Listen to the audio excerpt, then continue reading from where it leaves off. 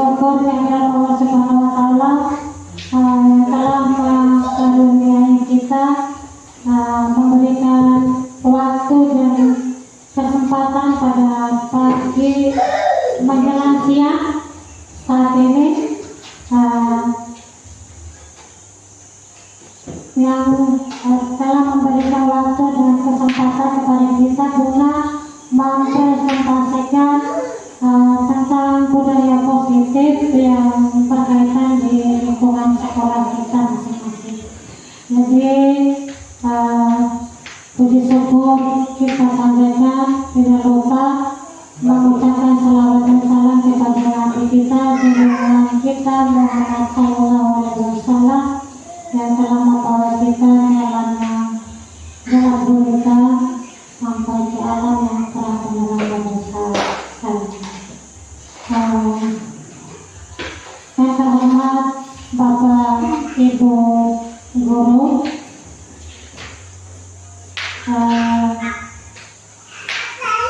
selain daripada ini saya ingin menjelaskan tentang bagaimana sih menciptakan budaya positif di lingkungan sekolah kita. Contohnya seperti apa yang disarankan oleh kita tadi yang berkaitan dengan pembagian tugas, itu sudah berkaitan dengan masalah budaya positif, karena itu sudah menjadi keputusan kita bersama. Jadi yang kedua, bagaimana membangun atau yang kedua bagaimana kita bisa menerapkan komunikasi yang terbuka di antara sesama. Misalkan ada masalah di dalam sekolah maupun di luar sekolah, mari kita terapkan secara bersama-sama memberi masukan atau nasihat yang positif terhadap sesama guru atau sesama siswa kita. Itu harapan yang saya inginkan di sekolah ini. Jadi yang berikutnya, untuk membangun ruang lingkup untuk menjadi apresiasi dan penghargaan di dalam lingkungan sekolah kita. Contohnya, kondisi apresiasi kita misalnya dalam siswa kita, baiknya memberikan apresiasi yang bagaimana sih yang positif terhadap siswa itu. Jadi baiknya dari arahan yang membuat siswa itu mengenang pada kita, terutama arahan-arahan yang positif, terutama di Bapak Ibu Guru Agama atau PJOK itu harus memberikan nasihat yang positif terhadap siswa kita, supaya bisa disenangi dan bahagia oleh siswa-siswa kita. Itu yang saya harapkan. Tentunya yang selanjutnya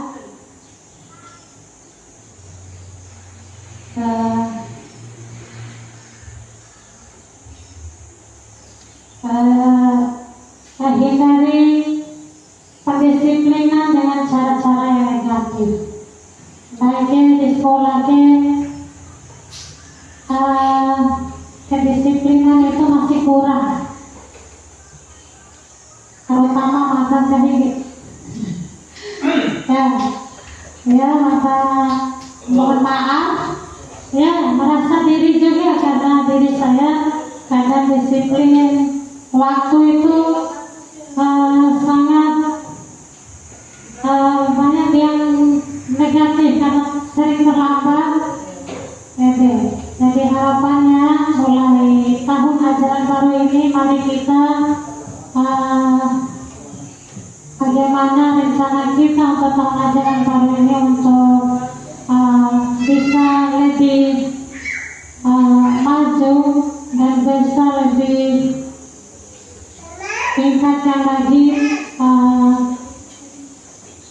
kedisiplinan kita di sekolah kita ini. Ya, boleh sering setuju, terutama dalam hal upacara bendera hari Senin.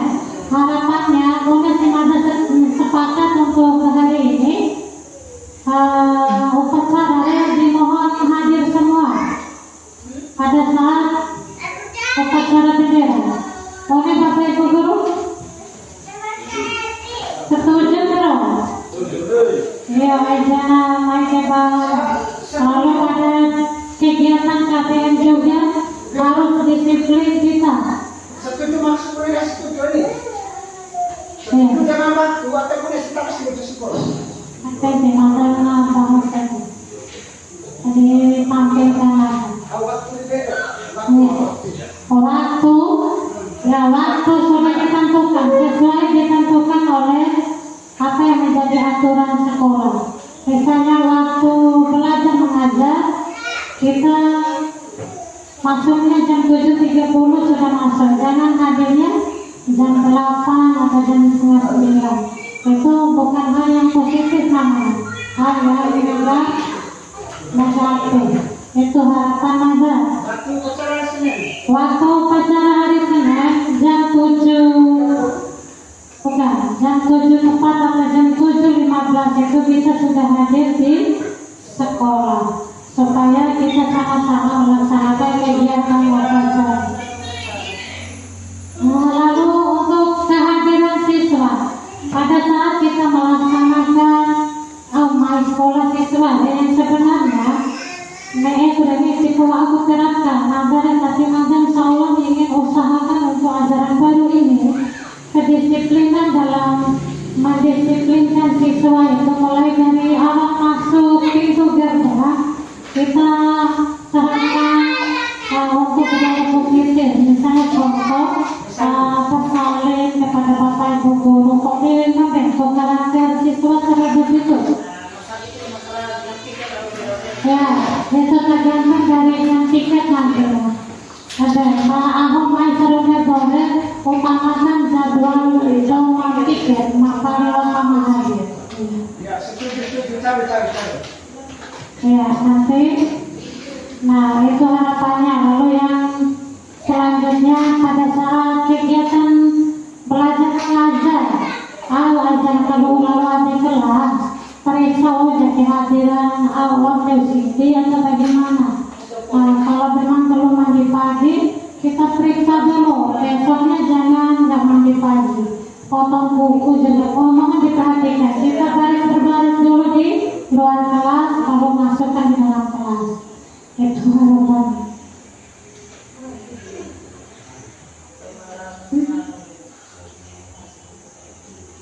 Ya. Jadi untuk lebih jelasnya yang berkaitan masalah budaya positif mungkin akan diterapkan oleh guru CPG kita yaitu Bapak Nur Hidayatullah. Jadi kepada dipersilakan.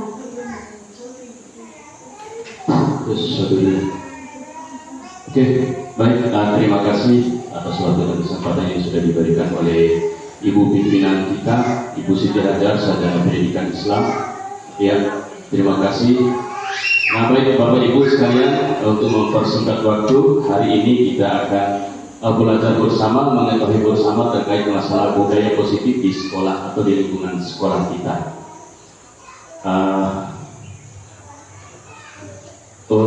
Untuk lebih semaraknya, Bapak Ibu, mari kita breaking dulu terlebih dahulu. Ya.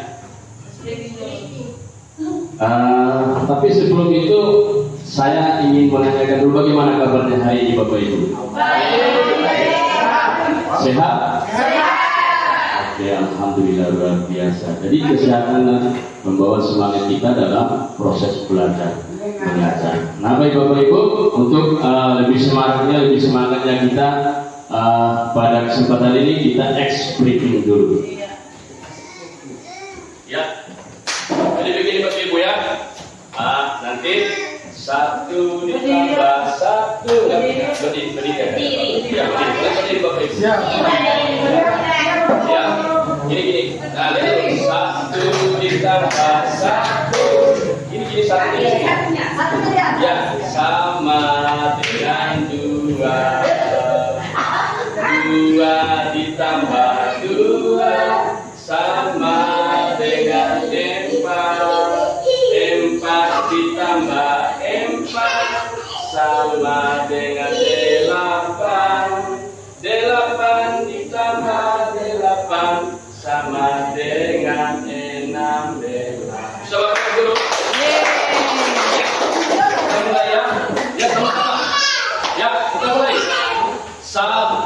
ditambah 1 sama dengan 2. 2 ditambah 2 sama dengan 4. 4 ditambah 4 sama dengan 8. 8 ditambah 8 sama dengan 16.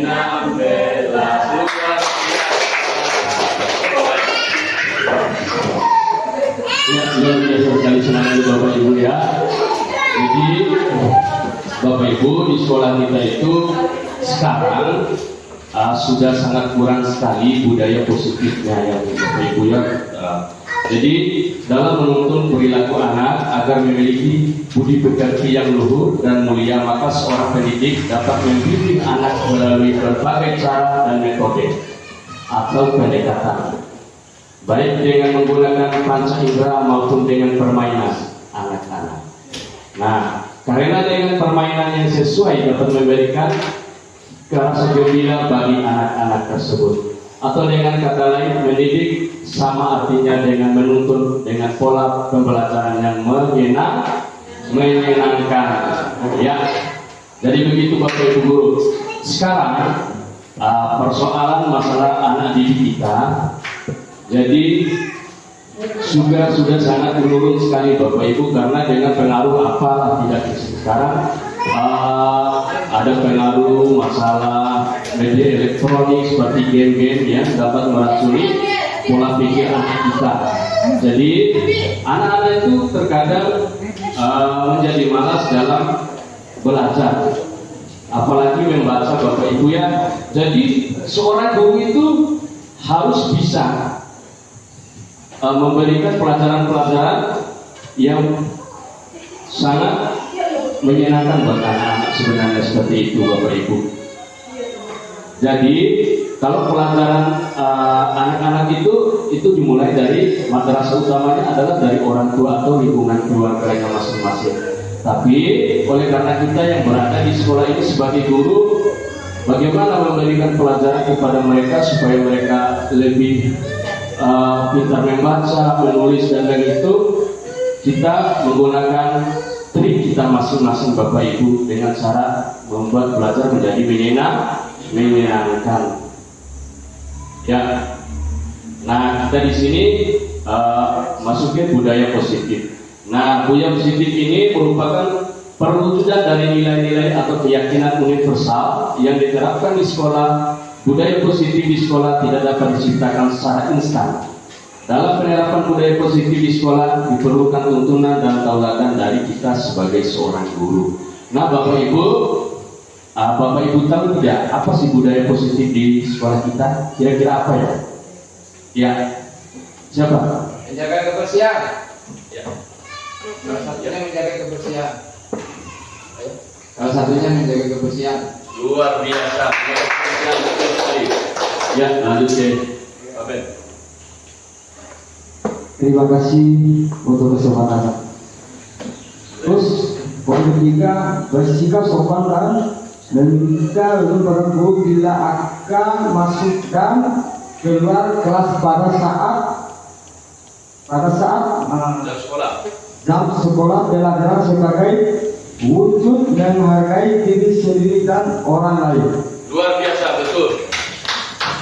Ya, menghargai waktu ya. Ya, itu maksudnya disiplin. Silakan siapa lagi? Dan di samping disiplin bekerja sama. Ya, betul, bekerja sama.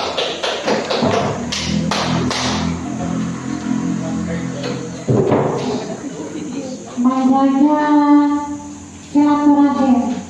Iya, betul. Ya, menjaga kebersihan, menjaga silaturahmi, ya, menjaga kerukunan antara warga sekolah itu termasuk budaya-budaya positif yang harus kita bangun di lingkungan sekolah kita. Nah, baik Bapak Ibu, selanjutnya apa sih contoh budaya positif di sekolah kita? Nah, contoh budaya disiplin di lingkungan sekolah kita adalah lingkungan di mana siswa merasa aman, didukung dan termotivasi untuk belajar. Ini dapat dicapai dengan mempromosikan sikap positif, ya, mengatasi kekerasan dan pelecehan, memberikan dukungan emosional, dan memupuk rasa komunitas dan kepemilikan di antara siswa, guru dan staf. Contoh lain dari budaya positif di sekolah adalah di mana siswa merasa aman dan didukung, di mana ada komunikasi dan umpan balik terbuka, dan di mana ada fokus pada pembelajaran dan pertumbuhan pribadi anak. Nah, di sini Bapak Ibu yang mendukung lingkungan positif pada anak-anak ini adalah di mana siswa itu harus merasa aman, didukung dan termotivasi untuk selalu belajar. Dapat dicapai dengan mempromosikan sikap positif. Ya Bapak Ibu, itu termasuk kita menghindari kekerasan dalam hal mendidik anak-anak kita. Ya. Jadi anak-anak itu harus kita berikan rasa aman dan nyaman ketika mereka berada di lingkungan sekolah, Bapak Ibu. Nah, di sini ada budaya positif di sekolah. Nah, sesuai dengan konsep pemikiran dari Bapak Ki Hajar Dewantara, bahwa seorang pendidik itu harus dapat menuntun anak sesuai dengan kodrat alam dan kodrat zamannya, sehingga anak dapat memiliki watak atau karakter yang baik, dan pada akhirnya dapat membentuk perilaku yang baik pula. Dalam menuntun budi pekerti anak, maka sebagai pendidik perlu berupaya menuntun anak dengan menerapkan budaya positif di sekolah kita. Nah, Bapak Ibu, jadi kita itu harus mendidik anak itu sesuai dengan kodrat mereka, sesuai dengan kodrat alam dan kodrat zamannya. Nah, pada dasarnya anak-anak ini, ya, pada saat mereka lahir bukan hanya kertas kosong, Bapak Ibu, tapi anak-anak ini sudah memiliki garis samar-samar. Ya, sudah ada garis samar-samar pada kertas itu, bukan kertas kosong anak-anak itu. Nah, bagaimana kita sebagai seorang pendidik menempelkan garis-garis samar-samar itu? Misal anak-anak ini kan bisa menggambar, kita arahkan dia pada menggambar. Suka membaca, kita arahkan dia suka membaca. Suka main bola dan lain-lain sebagainya. Jadi kita tingkatkan minat dan bakat mereka, Bapak Ibu. Nah, misalkan ada di kelas-kelas kita kan anak-anak ini nakal, misal suka mengganggu teman dan lain-lain sebagainya. Jadi anak-anak itu bukan nakal sebenarnya, tapi pola pendidikan seperti apa yang mereka mau. Jadi intinya seperti itu, Bapak Ibu. Ya, Bapak Ibu, jadi penerapan budaya positif itu ditentukan oleh kita sebagai pendidik. Ya, lalu ke disiplin positif. Dalam menanamkan disiplin positif kepada anak, sebaiknya dimulai dari diri anak sendiri dengan kebiasaan disiplin diri dan disiplin waktu. Sebagai seorang guru yang diharapkan menjadi pemimpin pembelajaran dapat memberikan keteladanan terlebih dahulu kepada anak, sehingga dengan sendirinya anak dapat menyadari dan dapat membiasakan diri untuk dapat berdisiplin diri maupun disiplin waktu. Jadi anak-anak ini kita arahkan, contoh hal-hal kecil pada saat mereka datang ke sekolah, kita biasakan mereka cium tangan, misal salam dan lain-lain sebagainya. Jadi anak-anak itu hal yang utama sekali yang harus kita terapkan kepada anak-anak berkaitan dengan akhlak, karena memang anak-anak sekarang ini sudah jauh dari adab. Berbeda dengan kita dulu, Bu. Kalau kita dulu adab itu sangat penting sekali. Adab itu sangat kita jaga. Kalau dulu kita lihat bapak ibu guru yang lagi duduk, kita hargai, kita bilang permisi dan lain-lain sebagainya, mencium tangan. Itu adab, termasuk kalau kita di kelas 1, itu di kelas 2 kita hargai kakak kelas kita. Nah, sekarang ini sudah tidak kita pakai lagi. Nah, itu perbedaan yang dulu dengan yang sekarang. Jadi adab itu harus kita tanamkan kepada anak-anak kita. Ya, ini ada 5 posisi kontrol guru, Bapak Ibu, yang harus kita refleksi terhadap diri kita masing-masing. Di sini ada 5 posisi kontrol kita sebagai pendidik. Yang pertama ada penghukum, yang kedua berbuat rasa bersalah, yang ketiga sebagai teman, yang keempat sebagai pemantau, dan yang terakhir sebagai manajer. Yang menurut Bapak Ibu, 5 posisi kontrol kita sebagai pendidik ini yang mana Bapak Ibu? Ya, sebagai pemantau. Apalagi? Sebagai teman. Apalagi Bapak Ibu? Sebagai manajer. Apalagi? Ya, baik. Jadi begini Bapak Ibu, kalau kita sebagai pendidik berada pada posisi penghukum, nah ini yang harus kita hindari Bapak Ibu sebenarnya. Ini penghukum ini contohnya, misal ini anak-anak, misal dia tidak bisa mengisi soal yang kita berikan. Jadi kita hukum dia, kita jewer, ya, kita suruh mereka berdiri di luar kelas, misal menghadap matahari, hormat dan lain sebagainya. Ini harus kita hindari. Nah, posisi penghukum ini adalah posisi di mana kita memberikan kekerasan kepada anak-anak. Dampaknya apa Bapak Ibu? Nah, dampaknya kalau kita memberikan rasa penghukum ini kepada anak, maka dia akan merasa dendam kepada kita Bapak Ibu. Merasa dendam. Jadi sampai kapanpun mereka itu merasa dendam dan tidak suka kepada kita. Nah, sedangkan pendidikan sekarang ini membuat mereka nyaman dan aman, merasa aman dan nyaman. Itu maksudnya. Jadi posisi penghukum ini harus kita hindari. Nah, untuk kedua, membuat merasa bersalah. Apa sih yang membuat merasa bersalah ini? Ya, saya berikan contoh. Misal ada seseorang anak yang terlambat datang ke sekolah, akhirnya dia masuk ke dalam ruangan kelas. Akhirnya dia ini tidak memberikan hukuman, tapi hanya memberikan dipersalahkan begitu. Kenapa kamu terlambat sekolah? Kamu ini tidak menghargai guru. Kasihan orang tua kamu. Hanya dia dipersalahkan, dipersalahkan, tapi dalam bentuk kekerasan tidak ada, tapi dia dipersalahkan. Nah, dampaknya nanti yang muncul kepada diri anak ini, akhirnya dia merasa bersalah pada dirinya. Dampaknya tidak pede, tidak bergairah, karena dia dipersalahkan. Nah, itu dia. Nah, posisi kontrol guru yang ketiga adalah sebagai teman. Nah, ini bagus, nggak apa-apa kalau kita sebagai teman kepada seorang teman kepada siswa kita. Misal begini. Nah, jadi kan posisi kita sebagai seorang teman bagus sebenarnya, cuma nanti pada efek jangka panjang itu tidak akan bertahan lama Bapak Ibu. Tidak akan bertahan lama ya. Misal kita, hai, iya Bu, hai, bisa begitu sebagai teman, hanya peluk-pelukan dan lain-lain sebagainya, sebagai posisi sebagai teman. Jadi dampaknya nanti mereka ini hanya menyayangi sebagian orang saja, itu dampaknya. Nah, mereka terbiasa dengan hal ini, jadi untuk kepada guru lain itu tidak. Dia hanya menyayangi hanya beberapa orang guru yang dia sayangi saja. Itu dampaknya. Nah, sebagai guru, sebagai pemantau. Ya, pemantau ini kan jadi posisi guru, misal dia terlambat dan lain-lain sebagainya. Dia ini kita kontrol terus. Jadi mereka merasa tertekan. Itu maksudnya, itu efeknya. Nah, sedangkan yang manajer ini, posisi guru sebagai manajer ini adalah dia mengatur, mengarahkan, dan pada akhirnya dia mencarikan solusinya sendiri. Carikan solusinya. Akhirnya posisi manajer ini adalah posisi yang baik untuk kita sebagai guru. Kita carikan akar masalahnya apa, kenapa kamu terlambat.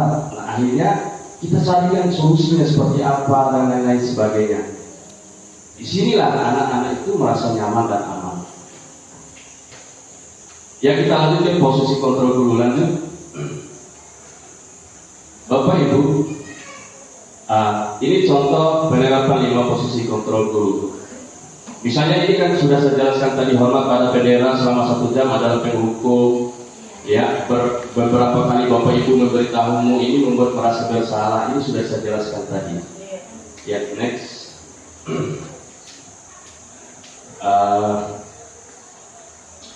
Oke, baik. Posisi kontrol apakah aku? Nah, ini mari kita refleksi diri kita, Bapak Ibu. Saya kecewa sekali dengan kamu, misal. Siapa yang bisa memberikan jawaban? Kalau saya kecewa sekali dengan kamu, kenapa sih kamu terlambat terus? Gak kasihan sama orang tua kamu? Ini posisi kontrol hukumnya seperti apa, Bapak Ibu? Coba, sudah saya jelaskan tadi. Sebagai merasa bersalah, betul sekali. Ya, lanjut. Ya, kalau ini kamu tidak pernah mendapat nilai jika tidak mengerjakan tugas, maka kamu seperti ini, bla bla bla, seperti itu. Ini posisi kontrol. Ayo, siapa yang bisa memberikan? Sebagai pemantau. Jadi ini kondisi guru sebagai pemantau itu, kamu pasti bertanya begini, kamu tidak pernah mendapat nilai jika tidak mengerjakan tugas. Dia selalu memantau. Tapi anak ini merasa gimana ya kalau dipantau terus? Ya, lanjut.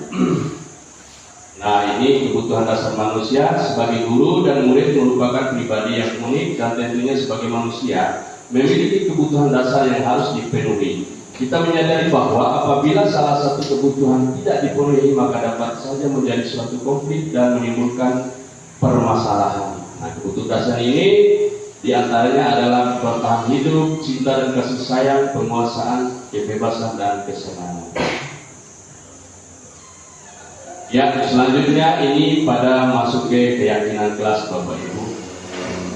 Kalau biasanya kan anak-anak kita di lingkungan kelas itu kan ada yang nakal, ada yang terlambat, ada yang suka mengganggu teman, tidak mengajarkan tugas, tidak menghargai guru dan lain-lain sebagainya. Suasana di lingkungan kelas kita ini. Nah, di sini Bapak Ibu, kita akan membuat keyakinan kelas. Keyakinan kelas. Bagaimana di suasana kelas kita ini kita buatkan keyakinan kelas. Nah, pertanyaannya, kenapa tidak peraturan kelas, Pak? Kenapa harus keyakinan kelas gitu? Nah, Bapak Ibu, kalau peraturan kelas itu Bapak dan Ibu gurunya yang membuat aturan itu. Kalau peraturan kelas, Bapak dan Ibu gurunya yang membuat peraturan secara sepihak. Nah, mana-mana kontrol kita. Nah, kalau keyakinan kelas ini kita buat bersama dengan seluruh warga kelas itu, bersama dengan siswa dan siswi kita, Bapak Ibu. Nah, langkah-langkahnya, ya, langkah-langkahnya itu bersifat abstrak, berupa pertanyaan universal, dibuat dalam pernyataan positif, sedikit supaya mereka bisa mengingatnya sesuai dengan kondisi kelas, ya. Dan semua warga sekolah harus terlibat dalam proses itu.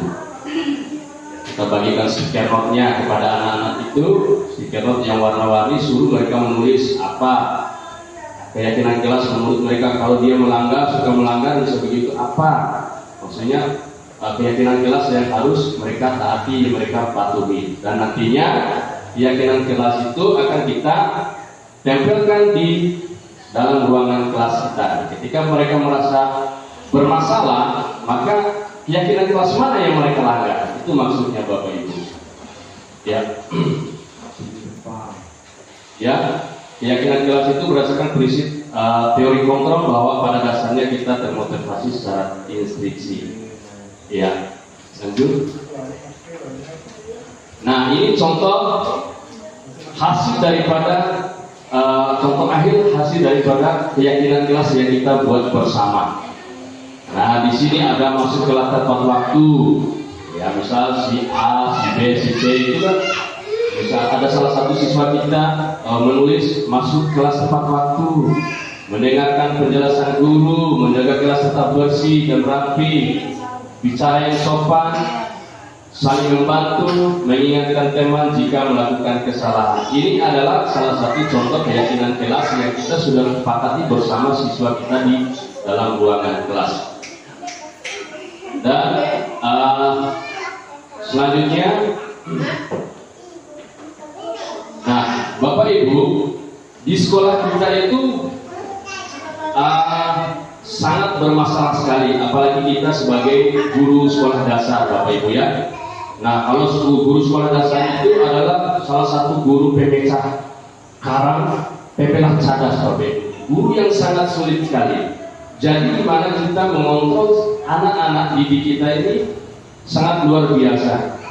Dimana mereka itu suka berkelahi, ya, membuat pelanggaran di sekolah karena mereka anak-anak. Misalnya mereka main bola, saling gesek-megesek, akhirnya mereka ini kontak fisik, menimbulkan perkelahian dan lain-lain sebagainya. Ini kebiasaan anak-anak sekolah dasar Bapak Ibu. Bagaimana cara mengatasi hal-hal seperti ini ketika mereka sudah membuat atau melanggar peraturan-peraturan atau sudah membuat kekerasan di sekolah besar?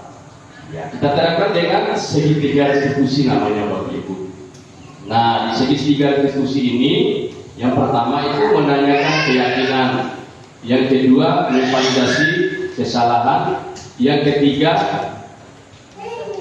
menstabilkan apa Bapak Ibu? Menstabilkan identitas. Ya. Segitiga restitusi ini merupakan proses menciptakan kondisi bagi murid untuk memperbaiki kesalahan mereka, sehingga anak dapat kembali pada kelompok dengan karakter yang lebih kuat dari sebelumnya. Nah, penerapan segitiga restitusi ini diambil dengan validasi tindakan yang salah, menstabilkan identitas, dan menanyakan keyakinan kelasnya. Nah, misalnya kenapa kamu bersalah, misal seperti itu. Nah, kita stabilkan posisi mereka, akhirnya kita sinkronkan dengan keyakinan kelas yang mereka langgar. Ya, selanjutnya ini adalah proses segitiga restitusi. Ya, lanjut. Baik Bapak Ibu, untuk lebih jelasnya masalah proses keyakinan kelas ini, masalah proses segitiga restitusi ini, ada contoh yang sudah kami lakukan di kelas saya Bapak Ibu, dengan kasus yang berbeda. Ya, silakan. Waalaikumsalam warahmatullahi wabarakatuh.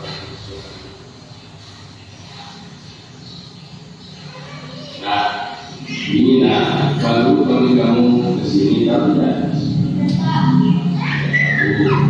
Tadi ada apa yang kamu bahwa kamu itu harus berdengar ya. Kenapa? Oh begitu. Adalah kamu marah. Jika kamu untuk berada di posisi kamu, pasti kamu juga berbuat hal yang sama. Lalu apa yang kamu lakukan terhadap dia?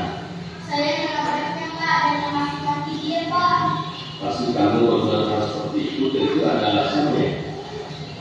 Iya Pak, buku baru saya Lalu marah, sebab kamu itu berbuat sama pilihan. Untungnya kamu tidak melakukan tindakan yang lebih buruk daripada itu, seperti kamu memukul dan lain-lain. Iya Pak. Sekarang coba kita pikirkan, tindakan kamu marah sampai memaki-maki jihad, apakah sesuai dengan yang dilakukan? Iya Pak. Ya, terus menurut kamu tindakan keras apa yang kamu langgar? Saya menghormati anak-anak Pak. Ya betul. Menurut kamu saling menghormati antara teman itu penting buat kamu? Berarti Pak. Baik, kalau menurut kamu penting, apa yang kamu lakukan pada saat itu? Salah. Nah, sedia tidak kamu memperbaiki saat ini? Bersedia Pak.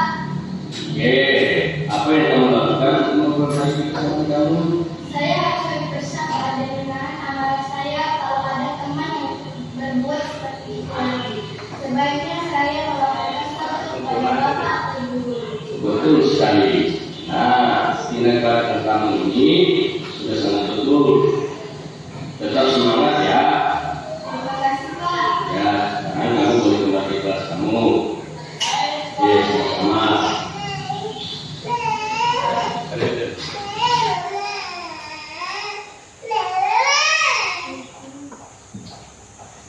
Assalamualaikum warahmatullahi wabarakatuh. Perkenalkan nama saya Sastra Nadita dari kelas 6. Saya senang sekali diajak berdiskusi dengan Pak Guru untuk dapat mengendalikan diri dari amarah saya. Karena perilaku teman sekelas saya dan saya harus banyak bersabar serta dapat menghormati teman sekelas saya. Terima kasih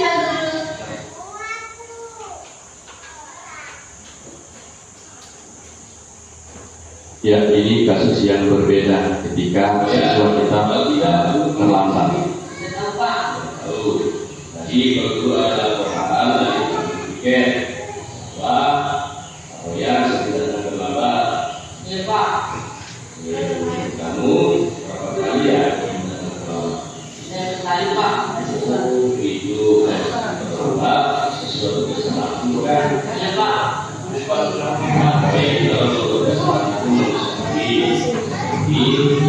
Dan memperbaiki kesalahan tersebut. Nah, kamu bersedia nggak? Setuju nggak memperbaiki kesalahan kamu? Setuju Pak. Kalau begitu kita cari kesempatan. Ya Pak. Oke. Sekarang kamu tanya, kalau yang sering terlambat masih punya alasan. Tapi kalau yang sudah terlambat,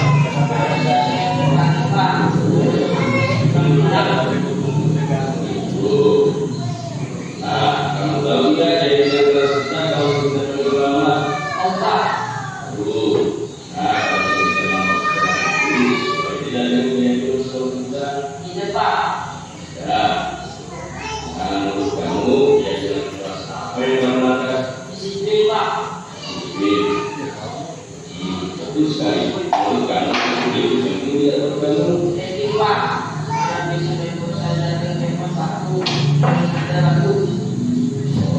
Sekali sekarang membayar itu sangat penting kamu. Ya Pak, saya katakan Pak, mohon maaf karena saya sering katakan Pak. Oke, baik. Sikap yang baik itu sudah kamu berikan dengan cara kamu meminta maaf. Nah, bagaimana yang saya perbuatan kamu terus menurut kamu apa yang kamu lakukan agar kamu tidak terlambat?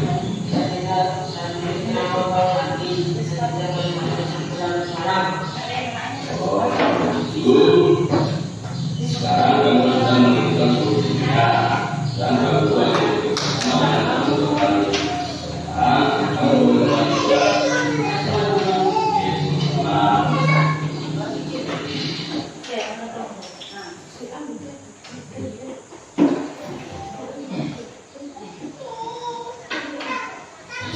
Assalamualaikum warahmatullahi wabarakatuh. Nama saya Royan dari kelas 6. Terima kasih Pak Guru. Saya senang sekali karena diajak diskusi untuk menemukan solusi jajanan salah saya lakukan. Saya akan tidur lebih awal lagi. Saya tidak terlambat sekolah. Terima kasih Pak Guru. Next. Nah baik Bapak Ibu, itu adalah salah satu contoh video yang sudah saya tampilkan kasus di kelas saya Bapak Ibu ya. Jadi ada dua kasus yang dihadapi oleh anak sekolah atau anak didik saya di kelas. Saya menemukan masalah dengan menggunakan cara restitusi Bapak Ibu. Nah selanjutnya sebagai penutup dalam penerapan program disiplin positif di sekolah kita, hendaknya kita memiliki standar kepribadian Bapak Ibu, seperti profesional dan sosial yang baik, di mana guru mampu merefleksikan dirinya dalam posisi kontrol saat ini. Bagaimana perjalanan dirinya sebagai among atau manajer yang menuntut murid-muridnya menjadi insan yang mandiri, merdeka dan bertanggung jawab. Ya, baik Bapak Ibu, demikianlah penerapan budaya positif di lingkungan sekolah kita pada hari ini. Lebih dan kurangnya saya mohon maaf. Wassalamualaikum warahmatullahi wabarakatuh. Waalaikumsalam warahmatullahi wabarakatuh. Kalau dua kata. Tangan.